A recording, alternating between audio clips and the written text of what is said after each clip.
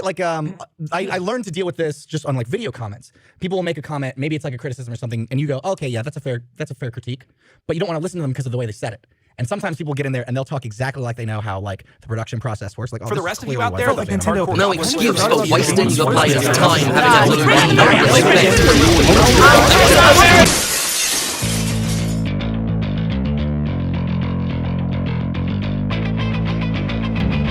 So for the past few years on YouTube, we've seen the rise of various sorts of critics, whether they are more analytical or the more comedic, or somewhere in between. Critics come in many shapes and sizes, some quite bigger than others, sometimes literally. And that's one of the beauties of the internet, where if you're some schmuck with a camera or a microphone and somewhat competent in the editing software, you too can become one of the biggest critics of all time, who tear into the sort of media that others may enjoy, whether it be movies, books, video games, or even videos created by other people. It's rather interesting to see how over the course of many years that criticism evolved from the days of take a movie that's ass. What the ass is that all about? It's very ass. to today's standard of or don't realize that something they think is good is objectively bad. Some people really like Fallout 3, and they seem to be the specific type of people who think clicking a dislike button is a decent way of expressing their feelings. In other words, objectively stupid people like Fallout 3. Criticism of media today has been stronger than ever and has become a rather lucrative business model, whether it be more of the entertaining side to the more analytical side. Criticism is a very popular video style here on YouTube. However, there are things that make the analysis muddied and can drag down the video. And in fact, if you're willing to sit for a while, you can see what some people's goals are in their videos. That's not to say the video is literally to blame for negativity towards Dark Souls 2, but regardless, it is necessary that this critique be defeated and destroyed at all costs. So, here's the thing. Hate Trump. Disclaimer, this is completely my opinion. Because we reinforced only the fun stages to ourselves, we warped our own perspective on the game as a whole. I don't see any rational adult male, or female for that matter, who'd want to play this game. It's a colourful little... I love my own videos. I made hundreds of videos about anime, making hundreds of great points. Soma isn't really a horror game. It's not scary. And frankly, I personally don't like it. I like reviews. I enjoy reviews. I enjoy the personalities behind them. I enjoy critiques. I enjoy analysis. But that doesn't mean that I can stand behind everything that is said in these sorts of videos. Now that I've wasted about, 2 minutes of your time, I am your host into this dive of critique, analysis, commentary, and possibly insanity, MangaKamen. I'm a rather simple guy with simple tastes. I'm not the sharpest katana around, but I certainly know what I like and what I don't like. I've also been told that I know a few things about thinking critically and how some people don't like that I do that. The theory is wrong. Not the hater! There it is, there was the scream. And for about 35k or so people, for better or for worse, they seem to think that I do a decent job of it. Yeah, you've been doing this for a few years and now you got us 35k subs. Bravo, you're such a great... But enough of my poor attempts at meta humor, let us begin, shall we?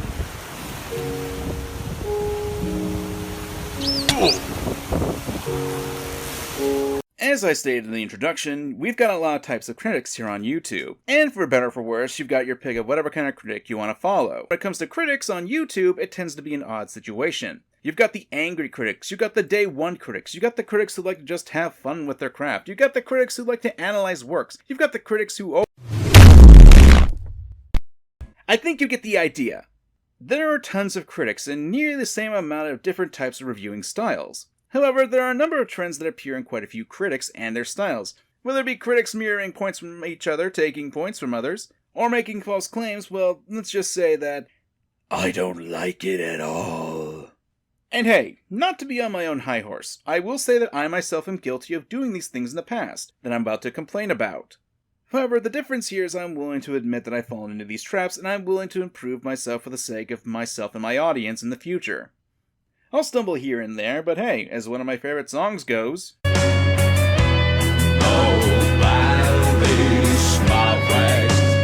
the same can be said for the people that I'm about to critique. Still won't stop me from tearing into them, though.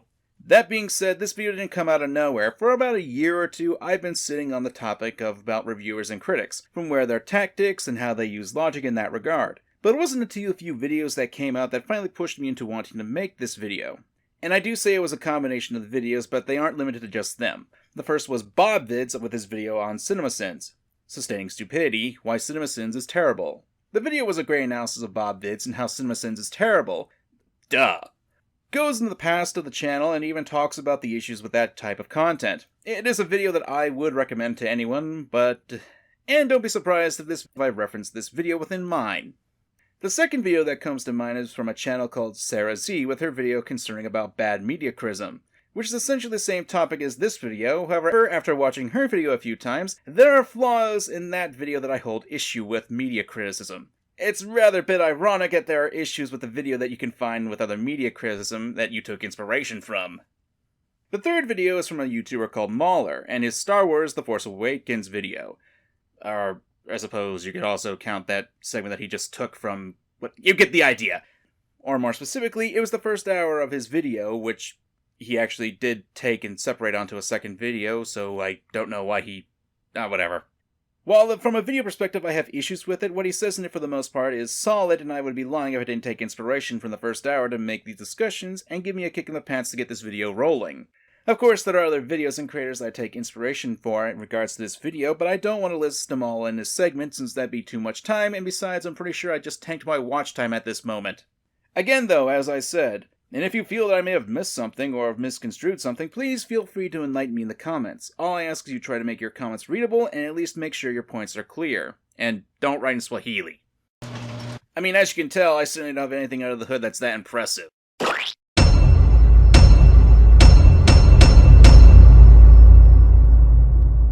Oh, hi, tiddly-dee. I wonder what this could be about. Thank you, Captain Obvious.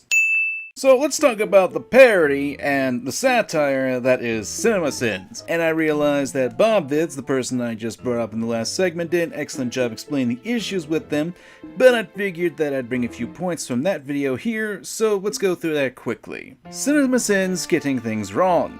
A lot. Now hold those comments, I know what you're going to say. Just let me finish first. One of the major factors that makes me not want to take CinemaSins properly is due to the sheer amount of things they get wrong in their videos. Practically in every video you can find issues with their reasoning and how things just don't make sense. So enjoy this little montage. This movie's IMDb score is low enough, I bet I can fake my way through this shit. This is kind of ridiculous since if you watch the film and then watch his video, you can actually take this pompous boast at face value. Especially since the movie's IMDb score is a 7.1. Is that what people call low nowadays? Kate harasses this one poor French lady when there's an entire bank of phones they could be stalking. If you have eyes or have watched the film, you can see in the wide shot right before this, you can see that all the payphones are being used. Yeah, the other weird that's happened since they took those power coins. The power coins were a term that was used in the original show. Marvel had nothing to do with it. I mean, if Zordon used his energy to infuse Tommy, why couldn't we use ours? Meaning our power coins to infuse him. Shouldn't these villains have something more than clubs to protect their crime scene with? Surely a lord could spring for a gun or lots of guns, right? There's a bloody gun in the scene! I had to take him down. You shattered his collarbone. Wait, is Batman really trying to give lessons on not hurting criminals? Hypocrisy, thy name is Bruce. Literally the next line.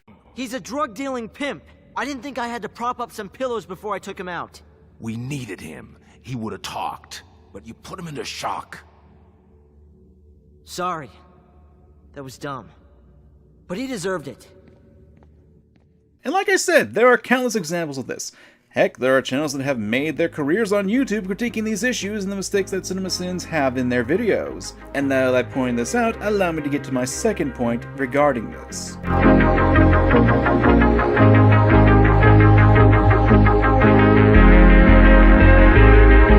More often than not, whenever you talk about CinemaSins or channels that are blatantly ripping them off, more on that later, is that if you point out their mistakes in their videos, their fans will say, "You missed the point," because it's used under the guise of being a joke, or of being satire, or being parody. Hey, you guys remember Leafius here?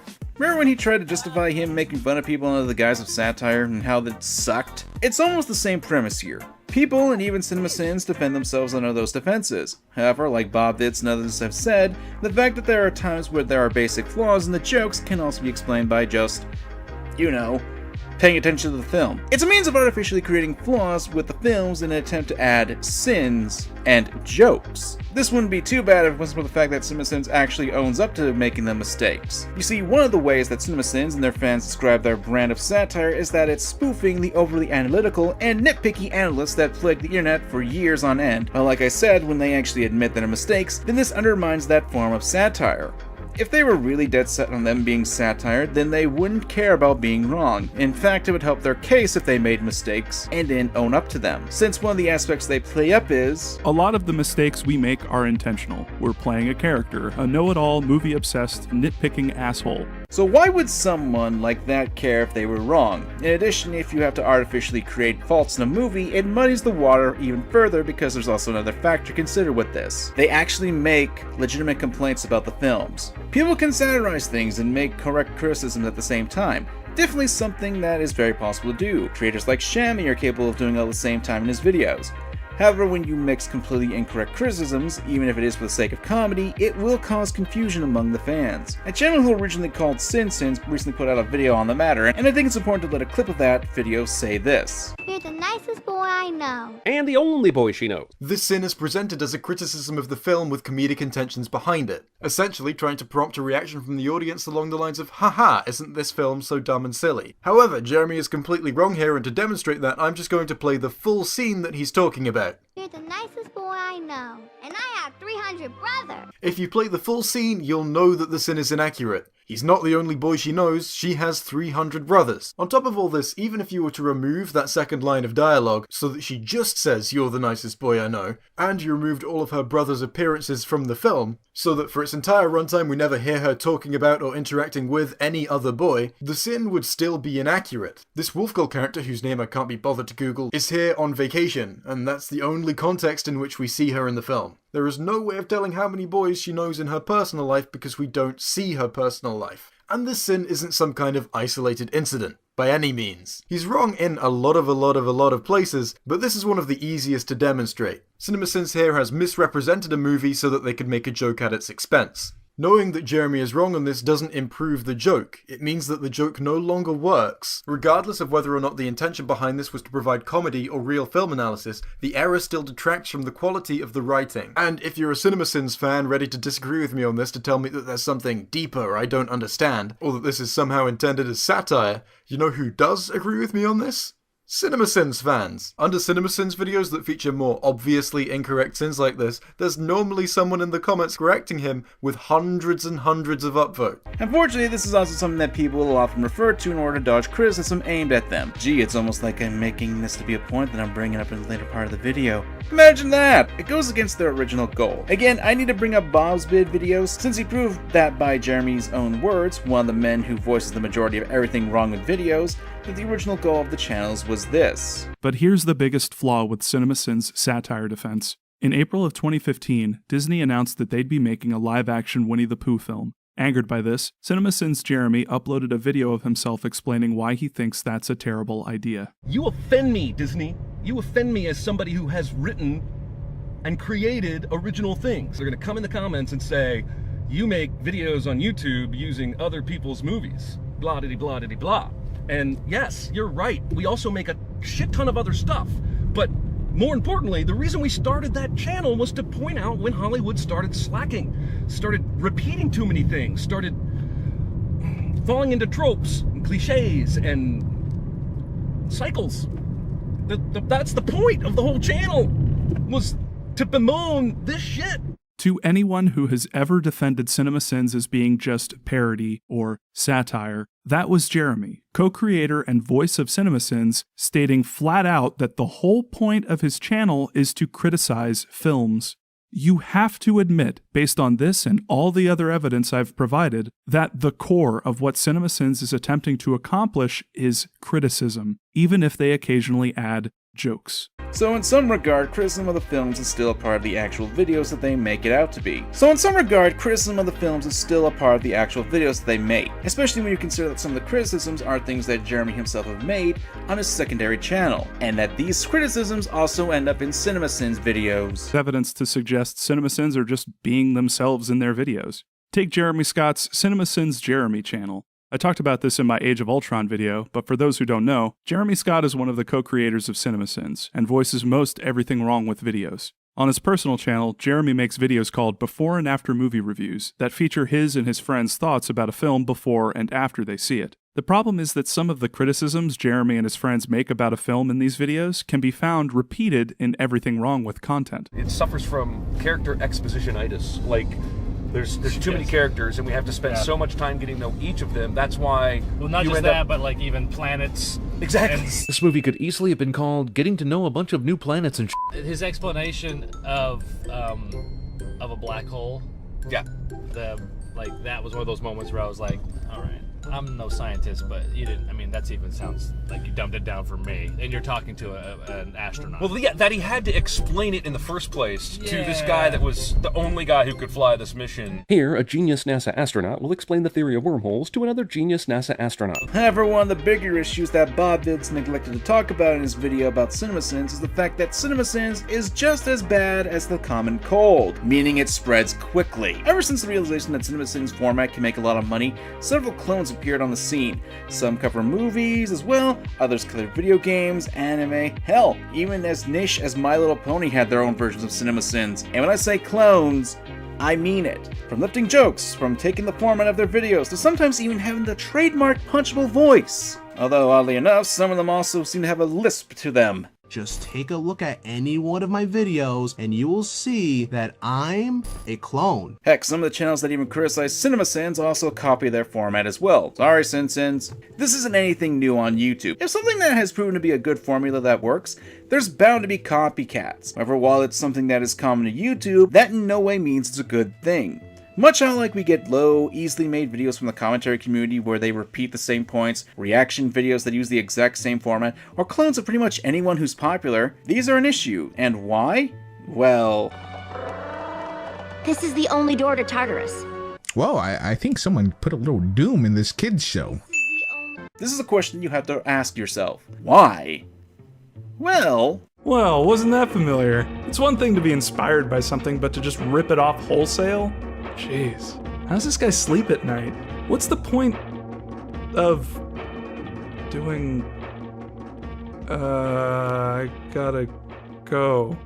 I gotta go water my cat. Now, I'm not saying that's the only reason why people make these sorts of videos, but obviously this sort of video style has its rise in popularity, and obviously these sorts of videos still have their appeal. For some reason that's beyond the scope of my brain, but regardless, this will be a key point that I need to stress within my video, and will be a key to what I have to say later. Repeating jokes, repeating points, repeating formats. These are signs to me of a problem that plagues our internet scene, and while this sort of thing may not be an issue, it's emblematic when the faults of the original are also then reflected onto the copycats. And it's the meme effect.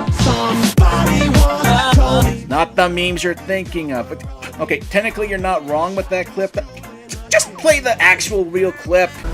Free will is a myth. Religion is a joke. It's controlled by something greater. Memes. The DNA of the soul. They shape our world. They are the culture. They are everything we pass on. He went on to define memes as a different kind of self-replicating unit. They're the genes of a culture, from fashion to chord progressions in music, even political expression. And just like normal genes, they replicate. They grow, infecting more and more people. You buy a shirt you like and put it on. Other people see you wearing it, then buy it for themselves. Yeah, the genes of a culture makes it all sound pretty lofty. But the way Dawkins puts it, memes can also transmit worthless things, even the bad parts of a culture. Fashion's one thing, but value-related memes can put huge restraints on people's lives. As Metal Gear Rising and of course Richard Dawkins put it, memes also transmit worthless aspects of our culture, including the issues. You can see this happening when the Traits of Sin videos. How many times must we hear the term Deus Ex Machina not be used appropriately? Damn it, Kojima! Stop using that time machine to make games decades ago that make cultural commentary on today's internet culture! You can see the issue here, right? One channel manages to gain success, and almost immediately several other channels spring up with their own variations of the formula, and a good chunk of those rarely attempt to improve on the formula of the original. In fact, one could say that they are worse, since they also have to keep the faults of the original, and transmit that if the original can get away with it and be successful, well, they can reap the awards as well. It's lemmings! Lemmings everywhere!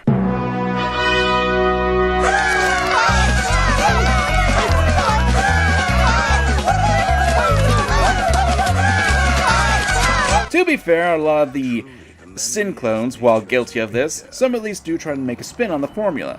And I'm not just talking about changing the genre. Do you know how many video game and anime Sin channels there are? At least there are those who at the very least put a good spin on it, like Cinema Wins and Anime Wins, and oh god, it's spreading there too. Ugh, I need a drink. Underage drinking. Arrest him, Spider-Man. What? I'm not underage, Pointing at your pointer. Look at your finger right different than normal pointing. You haven't seen pointing until I get through with you, and then you'll know. So, if I didn't make it abundantly clear with that joke in the last segment, in that segment alone, or if you ever watched any of my commentaries on He Who Should Not Be Named... But that's just a theory! What did I just say? One of the things I hate when it comes to the internet in general is misinformation about a subject. Misinformation is a dangerous meme to spread around. For a great example of that, you'll need to look at Spoctor tech drama that happened last year. And if you have no idea what that is, well, lucky you! You didn't have to deal with that huge mess, but if you're a masochist, then maybe check out my video on the subject. But really, misinformation is a problem in every community under that big yellow orb that floats in the sky that we offer versions to every blue moon. But since I'm tired about talking about YouTube drama, let's get back to focusing on that in media. And hey, you remember one of the videos that inspired me to make this video? Yeah, I kinda maybe have a few issues with them. Dramatic reverb. What's especially sickening is what I'm about to do is defend someone who might... Well, let's go with this one. I mean, what's the worst that could... Oh, come on! So for those who have the pleasure of not knowing the past of Lily Orchard, first, I envy you. Secondly, she made a video talking about Steven Universe and how much of a hot piece of garbage it was. Granted, I find the video myself to be garbage, and don't you worry, boys and girls, we'll be tackling that later in the video, but what you need to know is that the video is 2 hours long, give or take, and Sarah Z made a video talking about bad media criticism, with Lily's video being one of the focal points. The problem is that it comes off like Sarah Z doesn't really know what she's talking about in regards of Lily Orchard's video. I realize that's a hefty claim, but don't you worry, boys and girls, let's talk about a few points of contention, shall we? For example, a substantial chunk of her video is dedicated to criticizing the fact that Steven Universe goes on extremely long hiatuses punctuated with large bursts of episodes all at once, which makes the show's pacing awkward. In and of itself, this is a perfectly good point, and it's a valid reason to not enjoy watching the show. But then, Lily turns around and blames this on the show's animators and storyboarders, claiming that this is somehow emblematic of their laziness. If you binge watch the series now, everything seems fine. The filler episode's biggest problem in retrospect is just that they're boring, and most people would rather be told the cool story about space battles, not the boring story about some loudmouth brat who doesn't have any earlobes. But when you put it into the context of people waiting 6 months after leaving that kid on a hostile alien planet, only to come back and not even bother giving it a passing glance for multiple weeks, people are going to get angry. Lily blames showrunner Rebecca Sugar for designing a contentious scrapped character that many felt evoked racist imagery, despite the fact that the character was created by Lamar Abrams and Hilary Florido. Sugar didn't design this, but she seemingly did nothing about its very existence, and it just sat there in the sketchbook. Worse off, when it came time to release the sketchbook, this drawing somehow, beyond all reason, managed to make it into the public hands. Lily blames showrunner Rebecca Sugar for designing a contentious scrapped character. Sugar didn't design this, but she seemingly did nothing about its very existence. Lily blames showrunner Rebecca Sugar for designing a... Sugar didn't design this. Sugar...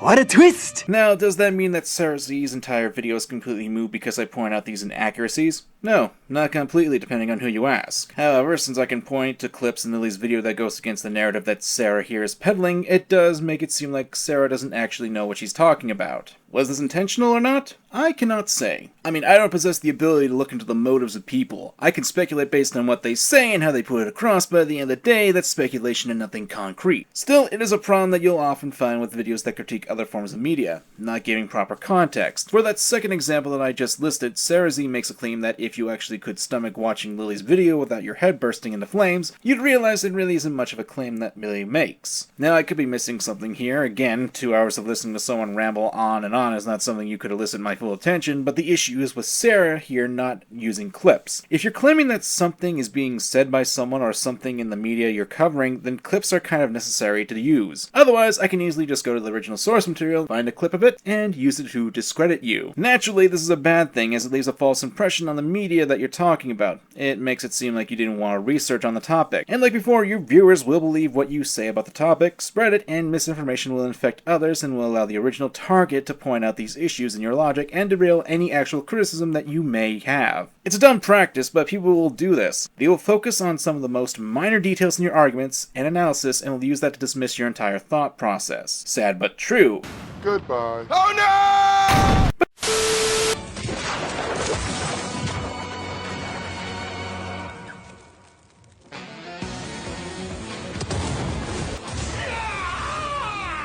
Do you ever get that awkward feeling when someone you talk about shows up in your comment section and they actually act civil and talk to you about your video? Yeah, well, to make sure I'm not being dishonest, I should point out that Sarah Z made a twit longer about the Lily Orchard situation that I'll be updating the original video's description and throw a link to that in this one, so that it's important to talk about the context in regard to that. And hey, I do want to be fair to her.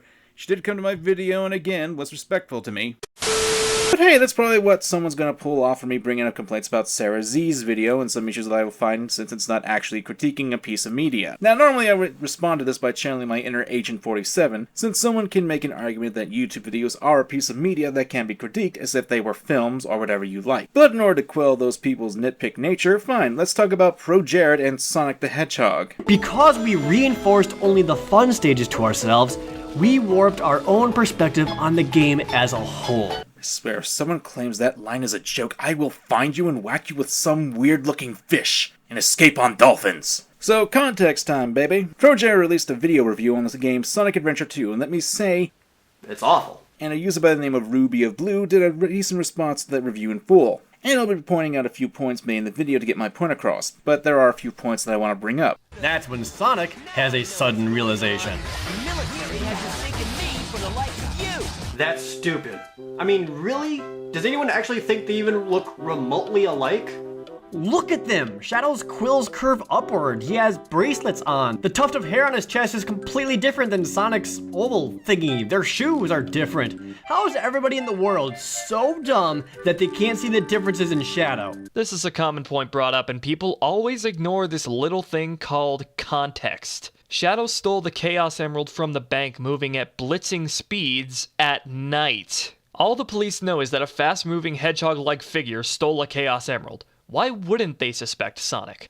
You can use the hitboxes, but that lowers your score. And if you want to A-rank every stage, you can't use them.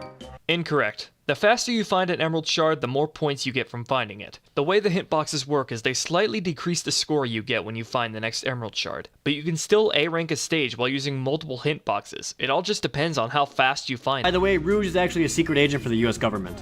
That never really has any relevance to the plot, but there you go. The fact that he put a line over that cutscene shows how little he paid attention or how little he actually cared about representing the game accurately. Rouge is a freelance spy who is paid in jewels on a mission for the president. Not only does this enrich her character, but it also gives us important information about Project Shadow. Rouge is tasked with spying on Eggman, and later uncovering the truth about Project Shadow. As a result, we learn about the Bio-Lizard, supposedly the true Shadow and the ultimate life form, with no documentation of Shadow the Hedgehog on board the computer in the control room. Rouge confronts Shadow about this later, about how he might not be the real Shadow, and this brings up the concept of his memories being fabricated, which foreshadows what is revealed later and is very important to Shadow's character and the message of the story. So yeah, her being a spy is kind of important to giving us the information we need to know. That cutscene he showed illustrates Rouge's purpose in the story, so I have no idea how he missed this. And I could continue using clips, but again, redundancy. But hey, I guess when your goal is to say this. Because we reinforced only the fun stages to ourselves, we warped our own perspective on the game as a whole. Who cares about being accurate about a game? And it's not like ProJared is the only one who does this. Consider one of the more analytical voices in video game criticism, Joseph Anderson. Soma isn't really a horror game. It's not scary in the same ways that a lot of other... You need only look towards his Soma review where he misconstrues a good portion of the game in order to paint the game as not scary. With it, it's filled with a bit of misinformation. And since I've covered Joseph in the past, let me play some clips with my lovely melodic voice. Other times, your screen starts to fizzle in warning when you're in danger. This warning that something was nearby became a trigger for me to be annoyed rather than frightened. It was an announcement that one part of the game was over, and that it was now monster time. This is not true. The tearing can be turned off, and even if you don't have it off, the tearing can occur when there are no enemies around. And the fact that Joseph Anderson here shows the Patchwork Man, an Easter egg enemy who was actually in the game to begin with, but was cut in the final version, this poses no actual legitimate threat to the player, and it contradicts what he's saying. And unfortunately, because as Joseph himself likes to say, my opinion is not worth more than anyone else's, but it's undeniable that it has much more influence. That carries a lot of weight, and that weight can be quite terrible. That isn't to say people aren't allowed to make mistakes. However, it goes to show that when you do get called out, even by your own audience, you need to be able to admit your mistakes. But regardless, when these sorts of statements are thrown into reviews and you happen to have a big voice, well, simply put, you done did a bad. Heck, if you look towards Joseph Anderson's comments on his Soma video, you'll get comments of people saying that they watched his video and said that they had no interest in playing the game. A very thoughtful video. I can tell a lot of work went into this, and though I have never played Soma, I feel like I finished this video having gained something for it. I am glad I watched your video instead of playing the game. Great explanation. Keep up the good work. Not only do these sorts of videos paint misconceptions about pieces of media, but then in turn will affect their sales. Don't get me wrong, if some games or movies are legitimately bad and they deserve to be lambasted in your opinion, then they are a product that you shouldn't be supported, more power to you. But if you have to make things up in order to make the product look bad, well, that just makes me not want to trust you. But sliding spiked death pucks coming out from around the corner you can't see is just bad fucking design. However, this isn't saying that it's malicious. There's a reason why we have Halon's razor. Never attribute malice to which can be adequately explained by stupidity. Still, color me skeptical when you got someone like Cosmonaut talking smack about the Death Note movie, and he gets things wrong and ignores points. He says he'll kill L, even though L hasn't done anything evil. Having a self-preservation instinct is not incompatible with not wanting to murder innocent people. What is it with people watching this movie and forgetting that emotional strain is a thing? Why didn't Watari finish what he was saying before he died? Because Light only wrote this. Watari becomes obsessed with revealing the true identity of the detective known as L. Did you just write in the Death Note, Watari finds the information and reads it to Light, but if anyone breaks in and interrupts him, he has to stop in the middle of his sentence and die. Ryuk could have interpreted Dealer's Choice that way to fuck with Light. So anyway, a bunch of shit happens that isn't important. Nothing important happens? You said Dealer's Choice. Is that because you don't find it important that Ryuk flat out says why you were wrong about the last thing you said? When it's the Death Note movie, one of the worst adaptations known to man, really causing to question the ability to critique things and makes me wonder if you didn't fall asleep while watching the film. I get it, Death Note, live action, not really the best thing to watch. But hey, I guess if it gets views and subs, it's all good. Who cares about spreading misinformation if clicks are what you want? After all, money makes the world go round. Hey, thanks to Common for letting me interject here to give my own 2 pennies to add in here. Media criticism, like any genre of it, has been around since the start of YouTube, and will likely be around until the end, which on its own is fine. However, it's a matter of how giving out critique is approached. If you have a critic that is perhaps not a big fan of something to the point of spite, or is a big fan of something that will cherish and relish everything to the point of blindly defending a piece of media, things will become a bit of a problem. As an approach of a piece of media will definitely become very different in nature. Take what I'm about to bring up as a main example of the greater issue with this, is 2 Majora's Mask 3D analysis videos. Was Majora's Mask 3D a bad remake by Nariel? And Majora's Mask retrospective by King K. This experience must have been for Eiji Aonuma. In interviews, he revealed that he didn't want to do the remake, going as far to joke that he hoped that fans could forget it even happened. His attitude towards the original seems to be one of embarrassment rather than pride, which makes it risky to go back and try to improve it. Because when a creator doesn't understand what the appeal of their own work is, they're liable to make changes that undermine it. Finally, you can wear the Fierce Deity mask while fishing. This isn't important in the slightest, but it's pretty funny. Overall, I'd say this is the only instance where you could argue the original version of the game has its strengths over the remake. Zora Link has better control. Some might prefer the boss fights allowing use of most of your items instead of limiting your options, and I think the outdated graphics actually lend to the game's darker atmosphere more than the updated visuals. However, in terms of streamlining the core gameplay built around completing side quests under the gun of a timer, the 3DS version is far superior. Many of the side quests have been fixed, and the improvements to the Bomber's Notebook and the Song of Double Time ensures that it's an easy and painless process to complete most of the game without the help of a guide. Two videos are very different in nature with the approach, and it's actually very important to realize. I want to have you think about this like you've never played the game before if you have, and you're considering either getting the remake or getting the original by either getting an N64 cartridge, GameCube disc for an alternative OG or ROM, or you're considering buying the 3D remake for 3DS. However, like any smart consumer, you check the reviews of a game that has been out for a while, and you encounter both of these videos. Now, what would be the main problem in this instance? Well, it's simple. They contradict each other at some points due to biases and perspectives on the game, which this analyzing the game in different levels due to how they personally feel about things. Nariel harbors off of nostalgia, whereas King K wants to take a look into the game as a game and see how well it executes things in general, and even brings up complaints that Nariel even brings up within his video. Even easy ones like the audio and visuals aren't quite what they should be.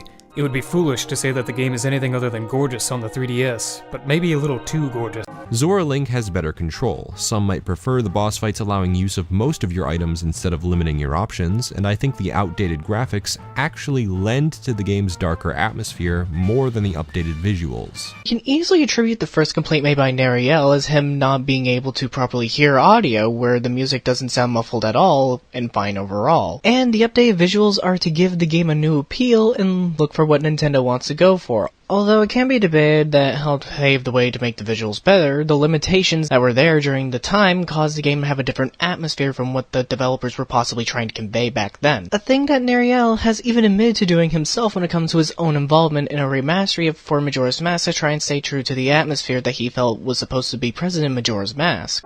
That said, I reference how the 3D version handled each area, and in rare cases I'll bring ideas over, like this reference to Ocarina of Time's well or the coloring of the clock tower wheel. Otherwise, the goal is to stay faithful to the original. Being faithful doesn't mean that things will always look the same.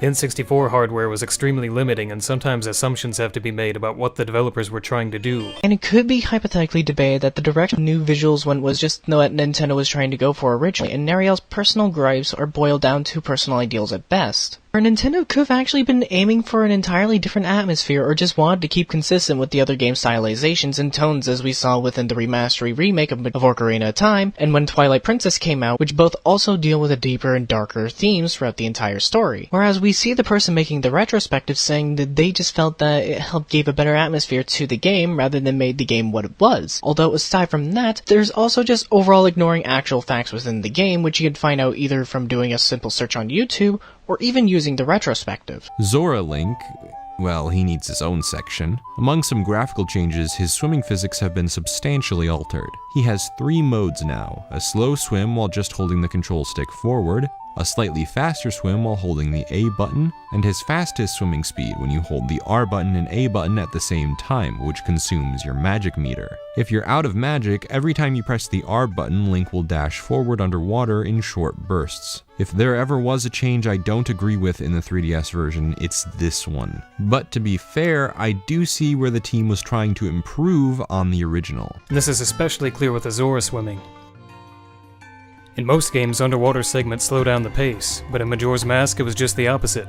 Link had never been as fast or agile as he was in the Zora form, taking tight, spiraling turns, diving out of the water like a dolphin. The problem is that an inexperienced player may end up ramming the walls in tight spaces, but with some practice, the players would learn when to dog paddle, or to walk, or just how to swim without crashing into things. It's entirely possible to do if you invest the effort, and it's rewarding and fun to master a mechanic like this. Rather than asking players to do this, Nintendo replaced the beloved original swimming with this. Slow, human swimming. It can't dolphin jump, can't take spiraling turns. In the remake, Link's momentum is halted as soon as he hits the water. But thankfully, there was a technique in the original version of the game you could use to make it far more manageable, and that's Deku Link's spin attack, which gave Deku Link a near-instant speed boost. So, let's try that in the 3DS version. Well, that's weird. It didn't seem to have any effect at all, as it still takes a full 5 bounces to reach that lily pad. And here's why. In the 3DS version of the game, the spin attack no longer gives you an instant speed boost. Sure, it still increases your top speed, but only after you build up to your normal top speed first, which takes some time and requires a fair amount of room. Because of this, it's much harder to pull off this water skipping trick on the 3DS, but it is still possible. Now in this case, who would you trust? The person who's going down the route of going in depth with all their problems, or the one who's being neutral and giving out the issues in a pretty understandable fashion? For those who haven't played the game themselves may take the review with well over 1 million views and about 40k upvotes to the retrospective with 500,000 views and only a quarter of the amount of good reception. The reason why I bring up this question is because in cases like this, it's more common than what people would like to think, and it's a serious problem, especially when YouTube pushes this kind of content into your recommended for you if you're interested in the topic at hand. YouTube doesn't care if the video is malinformed on the matter, they're caring about what works well with the algorithm, even if it's outright incorrect. Bad media criticism isn't bad because it's bad. It's bad because it's almost always encouraged to let your biases get the better of you, and it's almost always rewarded. And until we have people doing the right things within their content, whether it be a Joseph Anderson, nostalgia critic, or even in the small cases like these, we're going to continue to have this problem. Sure, it's unavoidable, but making it less common and less popular would help is what I'm trying to say.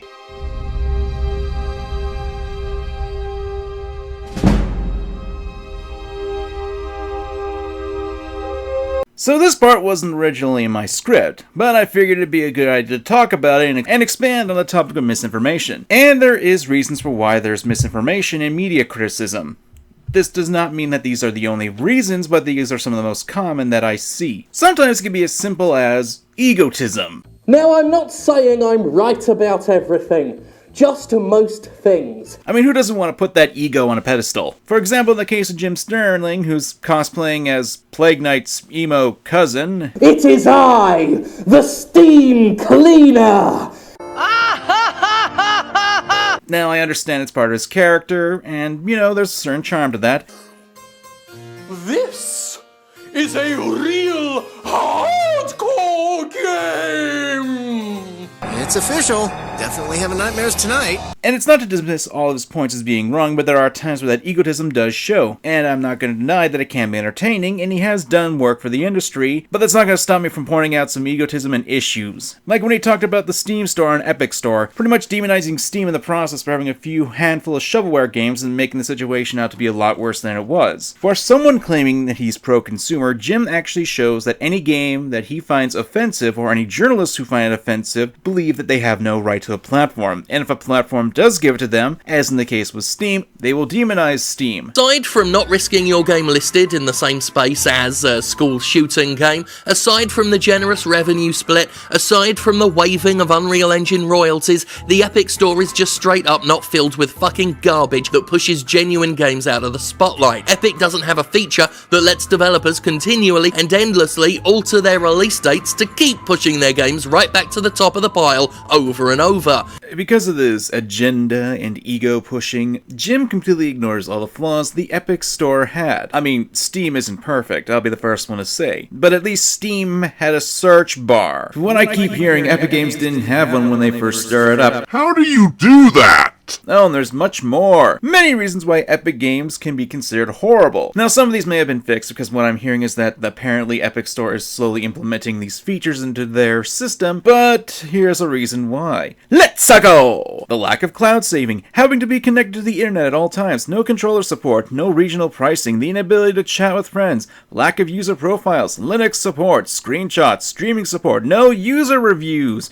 That last one is a bit more concerning since the company's founder had said that there was a review system in the works since December, but it'll be opt-in by developers. Basically giving developers the ability to remove opinions that may hurt the game in the developer's eyes, or to disable reviews to shield themselves from criticism. Again, for someone who claims to be pro-consumer, this is one of the worst things for the consumer, Jim. And you're willing to misinform your audience just because of that egotism. That your morality is greater, that your opinion on Steam is that it's bad for hosting these games. I'm not even disagreeing that Steam needs to do better with the various regards, like, you know, they shouldn't be taking a 30% cut from game developers. But my issue is that you're putting Epic Games Store on a pedestal, when so many issues are anti-consumer and could actually hurt developers who decide to go with Epic Games due to the fact that it's being anti-consumer so much. Still shows my point that sometimes ego can be a reason why things can be wrong in media criticism.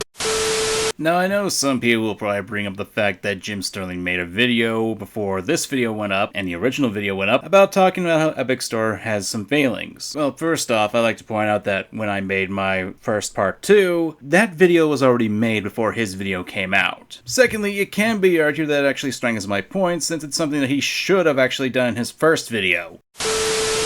Another is trying to be steadfast in a point you made. So unlike most of the other examples I'm going for, I figured I'd go for a smaller example from a guy named Endless Jess. Know what I'm talking about when I say the following. The game sucks and the original was better. To put it out there, someone sent me this and wanted me to make a commentary on it, but there were a number of points I actually agreed with him, as I have played the game multiple times myself, if not finding some of his comedy to be a bit eye-rolling. I know, rich for me to say, but there are a few points and it stems from this. Worst of all, the zombies in this game respawn.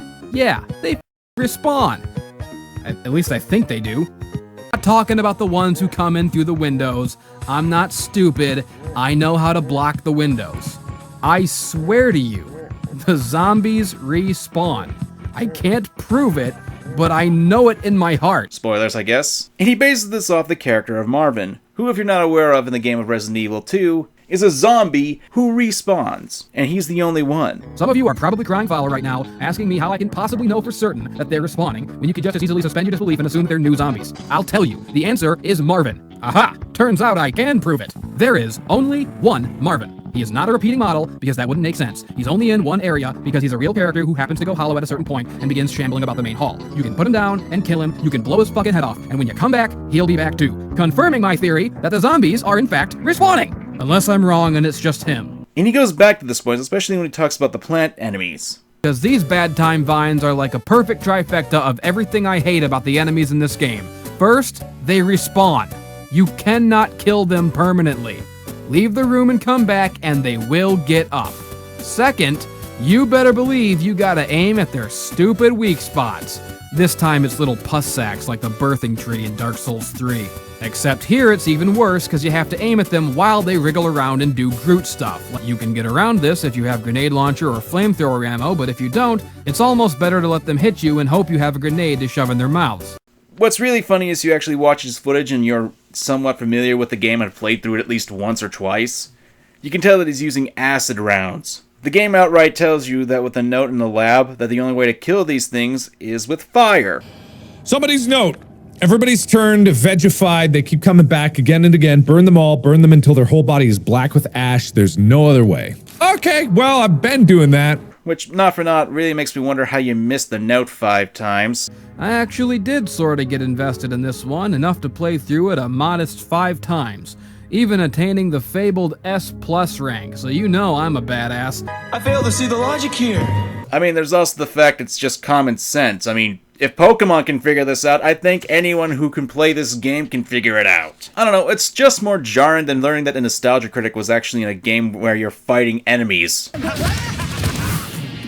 Hello, I'm the Nostalgia Critic. I remember it, so you don't have. Once again, I actually do agree with Endless Jess in a few of his points, but it's something to bring up. And then there's this big part, the idea of fulfilling an agenda. So there's this one guy who made a video defending Dark Souls 2, and you might actually know him because he's on the bloody thumbnail. That's not to say the video is literally to blame for negativity towards Dark Souls 2, but regardless, it is necessary that this critique be defeated and destroyed at all costs. And when you're defending something, one of the best ways to go about this is to actually challenge preconceived notions. And at the base core, there's nothing wrong with that. If there's a criticism of something you think is wrong and you can prove it to be wrong, go for it. That's perfectly fine. The problem, however, for me is when the guy decides to take Matthew Matosis out of context in order to fulfill that goal. Mechanics of the Souls games are built for one-on-one engagements, thanks to its slow attack animations, which are uninterruptible once they start, and a lock-on camera, which focuses heavily on a single foe. This early criticism is an interesting one. The claim is that adding more enemies into the game and also into some boss fights is a lazy attempt to increase difficulty, and that this is bad because Souls games are specifically designed to work best against single enemy encounters. Adding more enemies into the game and also into some boss fights is a lazy attempt to increase difficulty. It isn't that simple, especially considering how Matt breaks it down in his own video. Watch the part that Harris cut out. In Dark Souls 2, the number of bosses with multiple enemies jumps to 11, 12 if we include Dark Lurker, most of which feel as lazily designed as the Capra Demon encounter. Rather than make the Freya fight difficult by giving her a challenging moveset, the designers just dropped some random spiders into the battle instead. The epitome of this lazy mindset is the Belfry Gargoyles, a copy-pasted setup except this time there can be more of them active at once. This all might have been fine except it doesn't play to the series' strengths whatsoever. This clip is between the two clips that Harris has provided. The reason that it is important to keep this part in is that Matt mentions several supporting pieces of evidence for his argument. First, that having multiple enemy boss fights is less preferable, if poorly designed, than the sole enemy boss fights. And yet there are 11 in Dark Souls 2. This is because focusing on one target naturally means you have to gamble with the other target, sometimes. Now you may be wondering, why haven't I said his name yet? Well, that's because he's in the next part.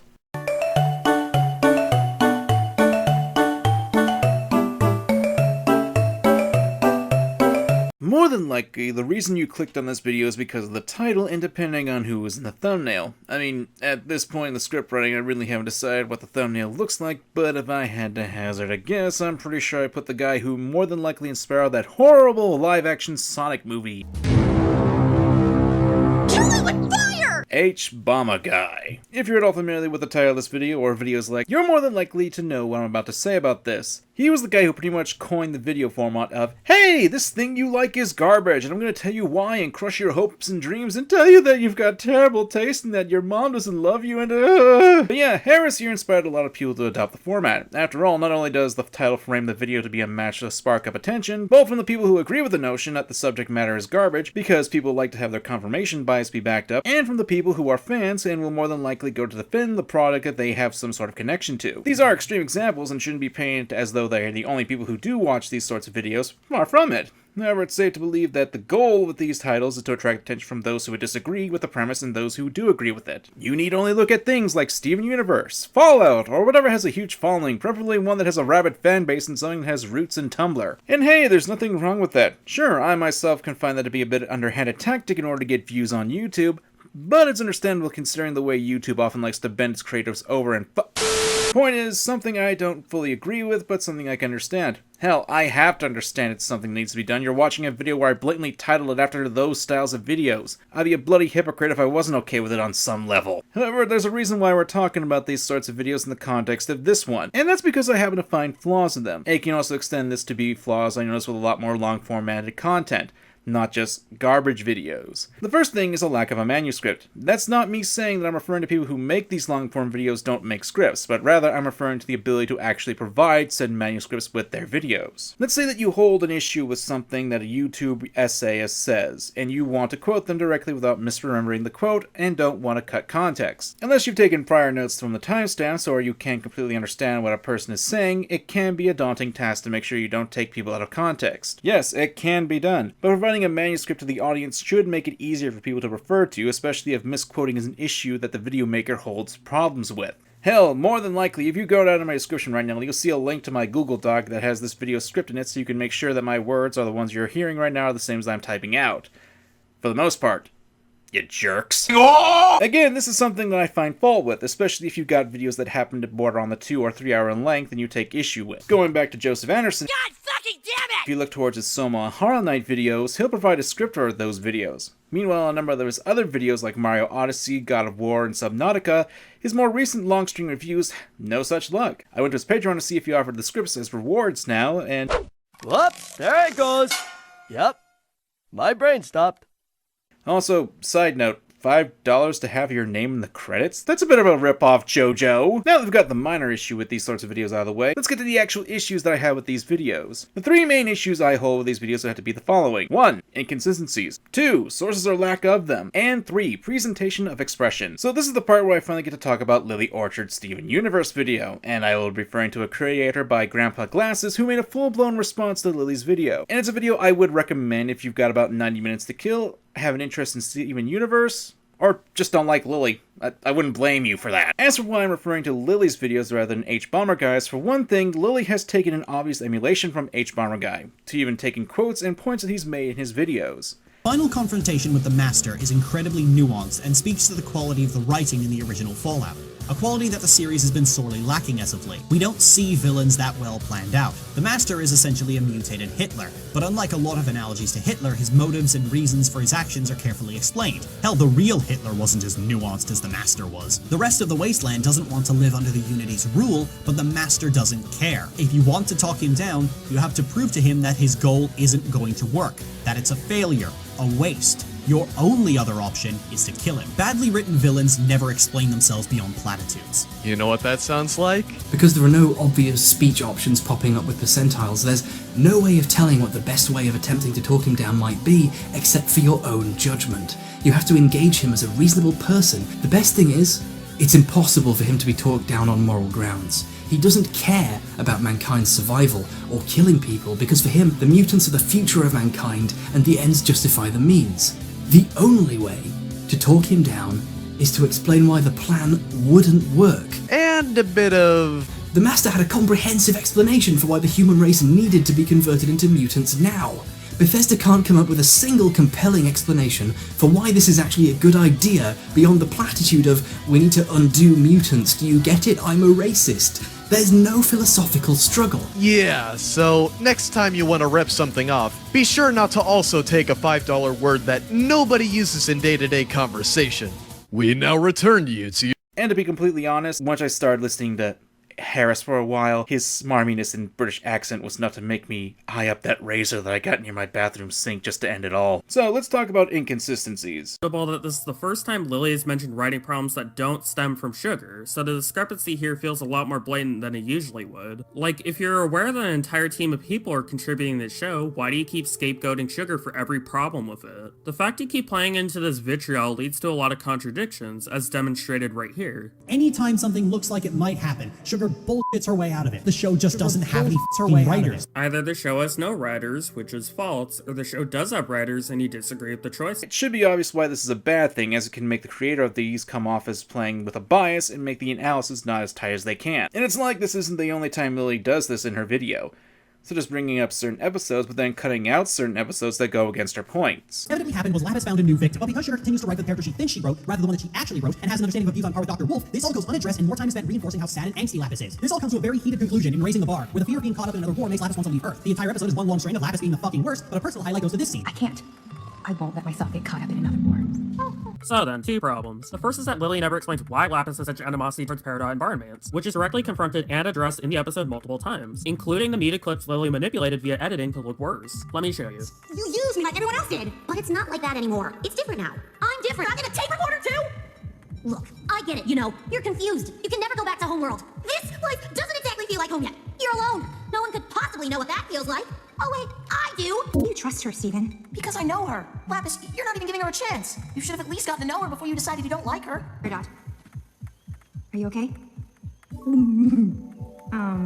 This was how their relationship was at the very start. By moving this Raising the Barn clip to be right after discussing barnmates, you perhaps unintentionally tricked your audience into thinking Lapis never changed her behavior towards Peridot. Heck, this video goes against what Lily has said in another one of her videos, basically talking about the same subject matter and had some evidence behind it. In the Glass of Water video that you briefly referenced, you correctly point to Cartoon Network being at fault here, not Rebecca Sugar. What reason does a company like Cartoon Network have to spread out releases like this? Hype mongering. Looking at the ratings for each Steven Bomb has shown that the first two Steven Bombs saw spikes in ratings, but each subsequent Steven Bomb leveled out unless it contained a special episode. If you believe that it's all Cartoon Network's doing for the constant hiatuses, which I don't, what reason does a company like Cartoon Network have to spread out releases like this? Which I don't. What reason does a company like It's a common trend that Lily likes to attribute to almost everything to Rebecca Sugar, even things that are out of her control. And one of the worst examples involves the art book that I pointed out earlier in this video. One of them being the aspect of including animation and storyboarding of a certain episode, citing claim and failing to understand it. One person from Trigger was brought on to do the storyboards. Not animate, the storyboards. Mindful Education, which had a guest storyboard artist, has much cleaner and consistent storyboards that do the job they're supposed to do and communicate with the animators. Mindful Education brought on Takafumi Hori as the lead storyboard artist, and who were the lead storyboard artists in most episodes? I'm shocked. Truly I am.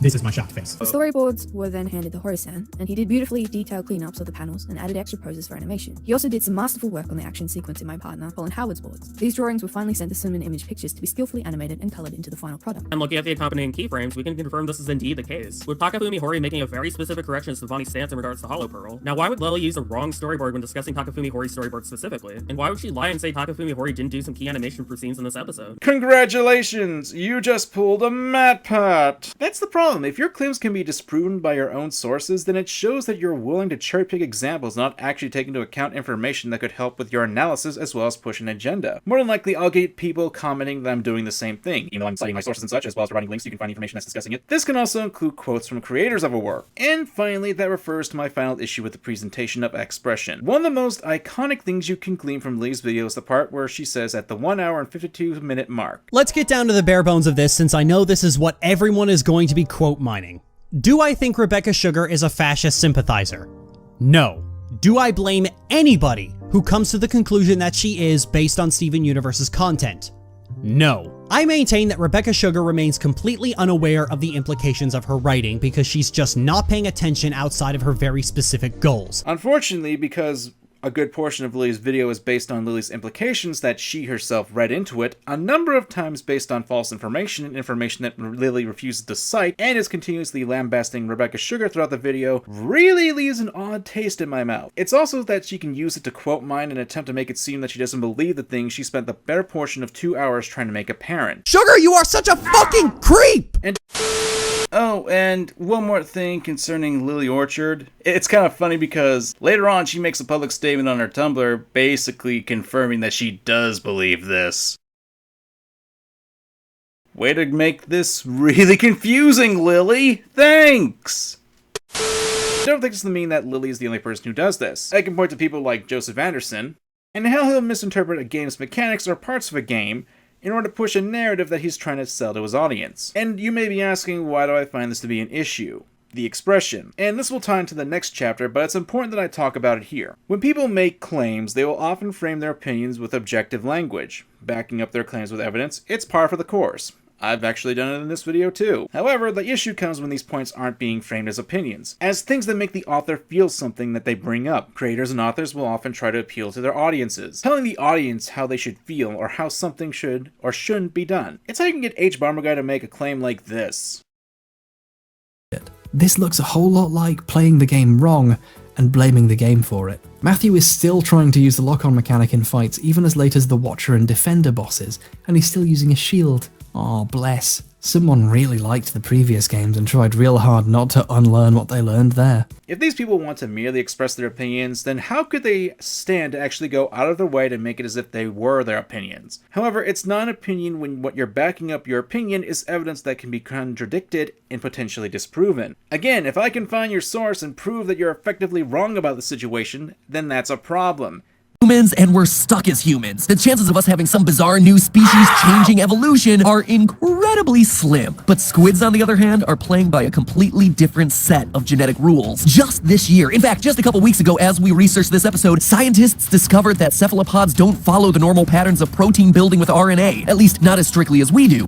Alright, you can get from your previous ways, especially from your previous videos. The only difference is instead of turning one of my favorite video game characters into a villain, you're misleading your audience by completely foregoing information from the same source that you're using to back up your points. And I quote, "When the scientists studied octopuses, squid, and cuttlefish, they found that these species had retained those vast swaths of genetic information at the expense of making the small changes that felicitate evolution." Very few species that has the ability to forget Darwin altogether and evolve at your own pace. In layman's terms, these creatures' genes barely change as they get passed down from generation to generation, meaning that the DNA mutations that are needed to evolution is limited and actually slows down their evolutionary process. So following your reference, these squids wouldn't be able to evolve in the short amount of time between that they crawled on the land and the events of the game Splatoon. Made even worse when you don't provide the source yourself, since it can come off as if you're trying to hide the information that could potentially prove you wrong. This is not critical analysis. Critical analysis is making and proving objective claims with reasoning and insight. The presentation of YouTubers will often refer to them making objective statements and their matter of expressing the opinions they make to come off as if them trying to speak factually instead of making an opinion piece. However, that doesn't stop them from defending themselves with a shield of opinion and other acts of defense.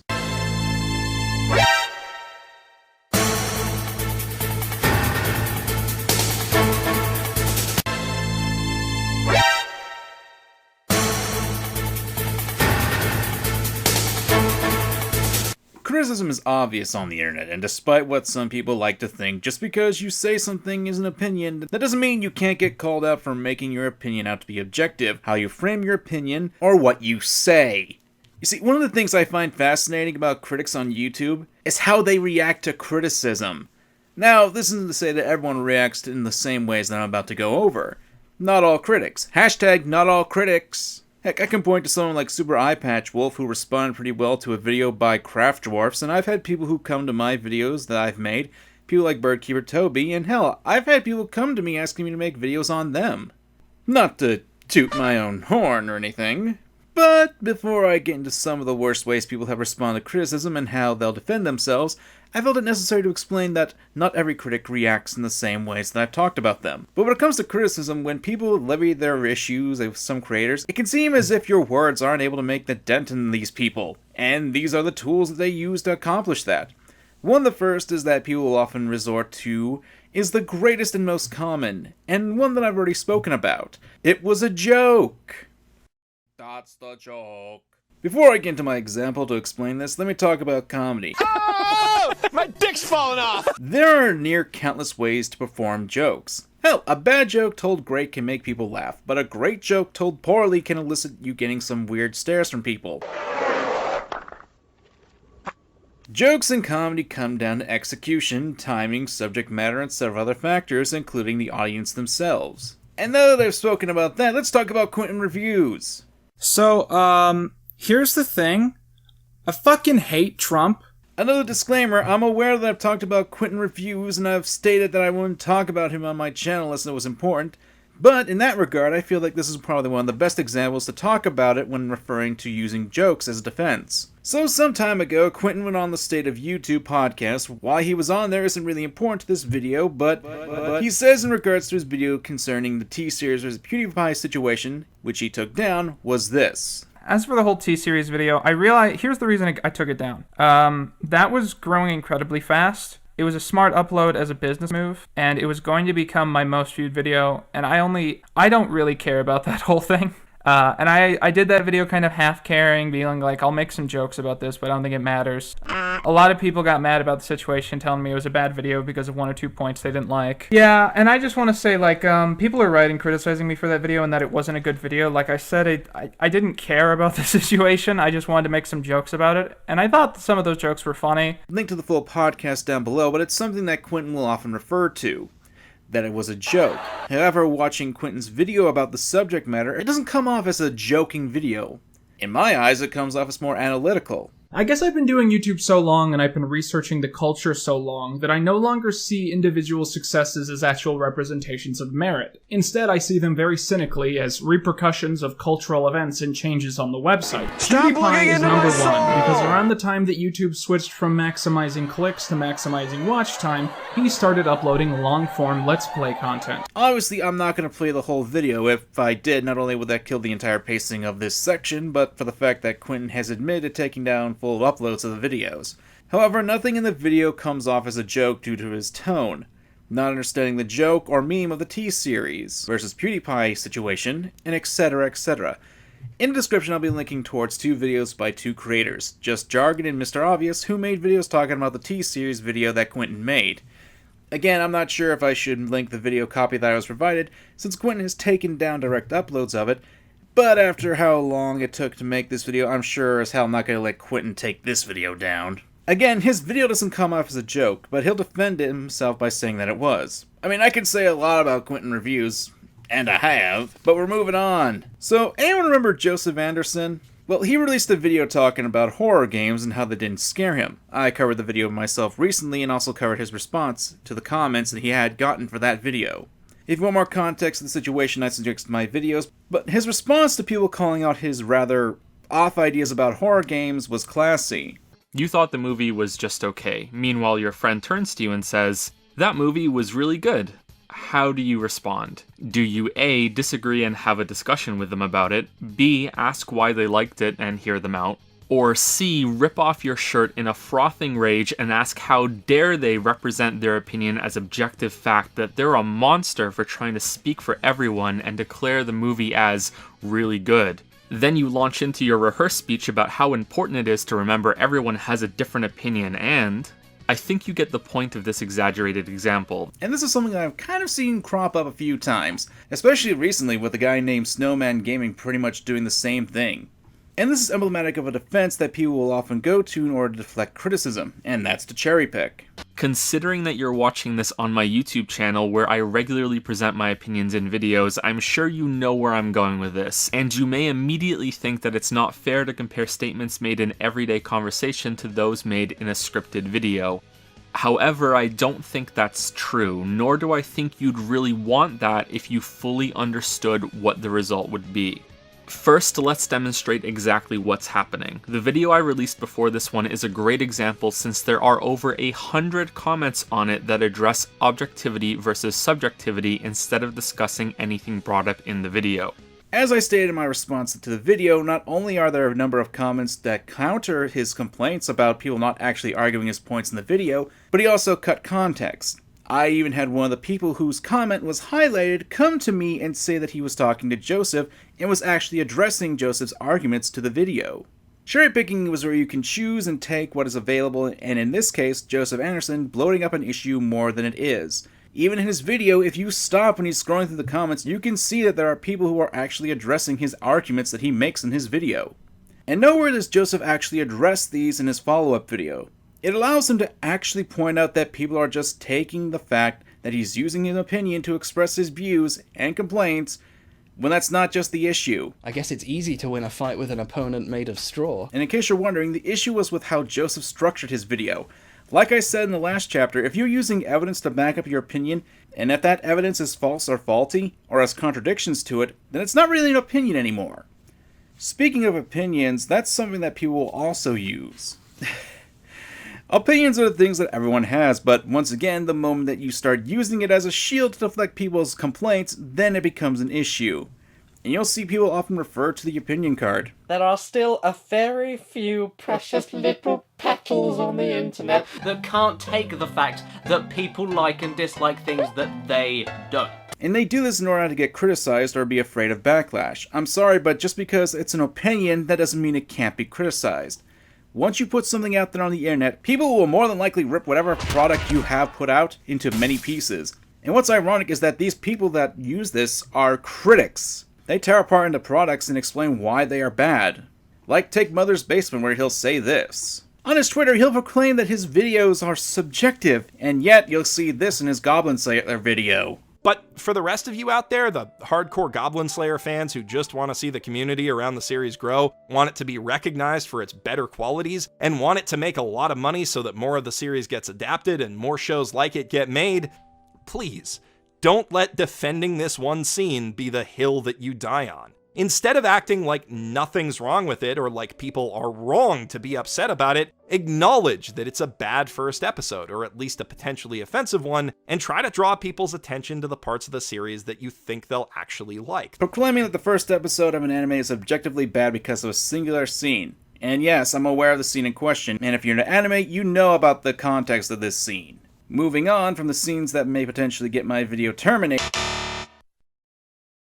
And more than recently, we had someone like Snowman Gaming coming up about this, saying that subjectivity is implied. And the problem is that you can say subjectivity is implied, but you have to look at the actual context within the videos, what kind of language they're using, what words they're using. It doesn't matter if it's subjective implied.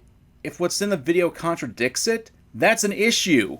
Again, if you're saying things are objectively bad, telling people that they're objectively bad, you don't get to play the opinion card, especially when you're shown to be dishonest when people are actually criticizing you. Keeping on the trend of Mother's Basement, I'd also like to point out that in reaction to people complaining that Thanos definitely isn't the hero and so the title of his video was clickbait, he posted this picture on Twitter, talking about how the thumbnail used in the video isn't clickbait, because he actually only used the word hero instead of protagonist, because he couldn't fit the word protagonist onto the picture. Except that's not true, because if I remember correctly, he actually had a larger font size for the word protagonist just so it wouldn't fit on the screen. And even still, he could have just used a smaller sized font so the word protagonist would fit on the video anyway. Then there's the most common defense, completely ignoring your critics. Now, out of all these defenses, this one should be the most possible to understand. Most of the time, these people who make these videos will often have a big audience, and it would be understandable that these people wouldn't be able to respond to every little bit of criticism flung at them by a near countless amount of people all talking at the same time at some point.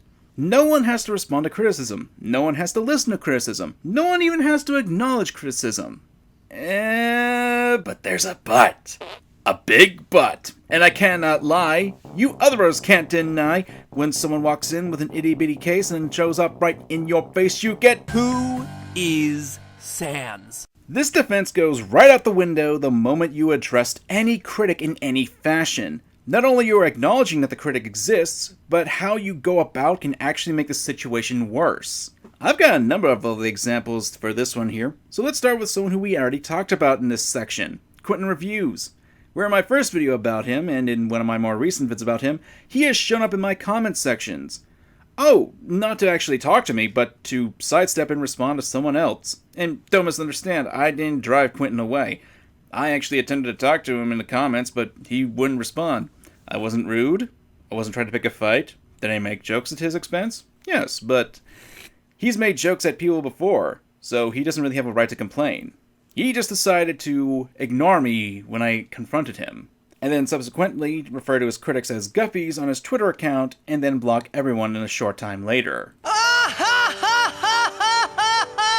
Of course, people will probably turn to the example and claim that I am biased about this situation, and fair enough about that, hence why I have another example. So let's go back to H Bomber Guy, who responded to another content creator named Mauler, who responded to his Dark Souls video. And essentially, this happened. He acknowledged my existence again on Twitter. It was wonderful. Last time he spoke to me it was about my DS2 series, and in relation to someone saying they couldn't be bothered to watch any more than 10 minutes, he had this to say at the end of the conversation. Have you ever eaten something bad and stopped? Or realized there were 8 more courses and stopped? Because I think people who do that might still have some relevant criticism. And in response, I said, that is an interesting analogy, and had someone watched part 1 and offered criticism for it, I am sure it would be helpful. But to eat a potato and complain that the entire meal tastes bad is simply not useful at all. He chose not to respond to me again after that exchange. Clearly behaving like someone who definitely isn't mad that they got owned online and just wants to have a reasonable conversation about the facts. I love being acknowledged by my peers online. It makes me feel powerful, virile even. I guess it's easy to win a fight with an opponent made of straw. Essentially, you can't ignore your critics, but when you begin to snipe at your critics in order to make their complaints less than stellar, and that your audience shouldn't take their criticism to heart, well, I mean, don't get me wrong, reputation is all that's important on the internet, right? Especially when you're making big bucks. Look, like I said, you can acknowledge or not acknowledge criticism, but when you do get criticism and you think it's unfair to the point where you respond to people like this, you're better off just being in your own little bubbles and not attempting to take shots at people. After all, you might just burst that bubble and land smack dab into the field of cacti. And that's where the real pricks are. I think criticism is a very interesting concept. Before the times of YouTube, critics were held in esteem, existing only in the publications. Now anyone with a microphone can talk about a subject with some conviction if they have an interest, maybe if they don't, and just want the views. And people have always had their opinions, but at the same time, that sort of lower budget appeal to a lot of YouTube creators has allowed them to convey their messages through means that would never have been considered in other mainstream outlets. And this is intriguing because many places have these algorithms. You have a 30-minute slot to fill or a certain column to summarize your thoughts in. Now there is a lot of flexibility for criticism, gimmicks, and entertainment. And that leads to a variety of takes. And I generally think that's a good thing. If someone has a level of entertainment that isn't confined by the archaic standards of the past, then great. Having that platform to promote themselves on is a good thing. There has been a lot of commentary that people feel that criticism is becoming too specific with certain points of view, focusing on particular elements, and to an extent I agree, but at the same time, it's still viable criticism in that person's eyes, and I think it has to be on you to make a better case in that instance. And so what has changed? Well, the thing is that the world of traditional criticism lived off a culture. Although there was a clear variation and obviously division within the sphere, I think the opening up of it to the YouTube world has enabled the possibility for much more creativity, but also cultural discussion in how films should be made in general, what elements matter more, what should be strived for, what is the aim game of film, and people have always had disagreements about this, and there has been debate, but it feels that with YouTube, these differences are being merged with the actual critical reviews of films a lot more actively, rather than just provoking discussion about the film's quality, but rather complementing it with some of the more deeper, elemental questions, which I think is interesting as it makes film criticism much more ideologically based, and this eventually spills over into politics, and you find this weird phenomenon where people who are more left-wing end up enjoying certain films and people who are more right-wing enjoy others. A really good example of this is Star Wars The Last Jedi, which found many people's opinions correlating with some of their positions in their more political content. This doesn't mean that everyone felt that way, it was just more of a trend that we can observe. Generally, I like the fact that there is a wider discussion surrounding the notion of criticism itself, rather than just people presenting their opinions on film. The culture to actually respond to others seems to be provoking that more. And I feel like we'll see more of this in the future, because people definitely seem stimulated to direct discussion rather than just individual opinions, although they definitely have their place as well. I think the rise of the internet has diversified the type of criticism that content receives and will likely continue to do so. I'm not entirely sure what to think of it, but I'm certainly eagerly anticipating it.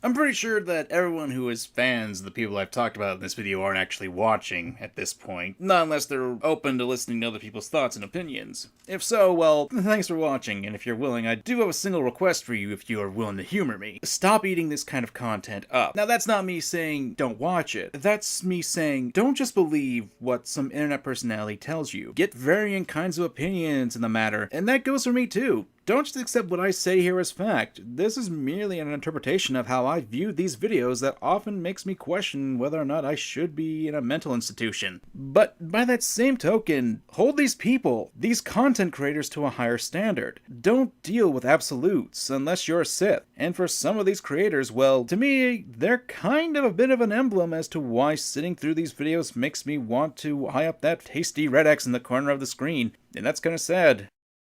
Really sad. I've been watching YouTube ever since its inception, and one of the first things I ever watched on this site were reviews. Sure, it was originally just a place where someone could upload videos about elephant trunks. Then I just realized the euphemism that I was about to type, and keep it in there, who cares. But YouTube has evolved over time. That's just natural. Personally, the website's degraded due to the way YouTube herds its creators into certain little boxes, and that's sad. You see people who have talent, people who can spend hours of their life in order to produce content that they obviously have a passion about. These people will have my respect in that regard. I mean, for some of these creators, that's the only way I can have respect for them. But for crying out loud, can we not just blindly accept what people say? Can we not just spread mediocrity? I will never tell people to unsub from a creator, unless they've committed an actual crime that can get people hurt. And I'm not going to start now. I just ask that you people don't blindly believe what others say, nor actually spread around these ideas right off the bat. Don't just mirror what one person says about a subject. Don't just automatically assume that a product is bad just because one person of our group of people tell you that this one thing is bad. Don't just take their word for it. Observe their evidence. Observe the sources they have. Observe what they've said and how they said it. And for crying out loud, don't just suck up to them in the comments saying, "Now I don't have to watch the movie," or "Now I don't have to play the game." Have some semblance of dignity, please. And I want to point out, I don't have anything against people who have different views on things I like and dislike. What I am against is people misrepresenting what they're covering, as well as the ego that they have while doing it. If I get things wrong here, I expect people to challenge the views I have here. I also expect people to refer to my video in some regard, much like how I refer to other people's videos in this. If you're gonna make videos like the ones I point out, be fair.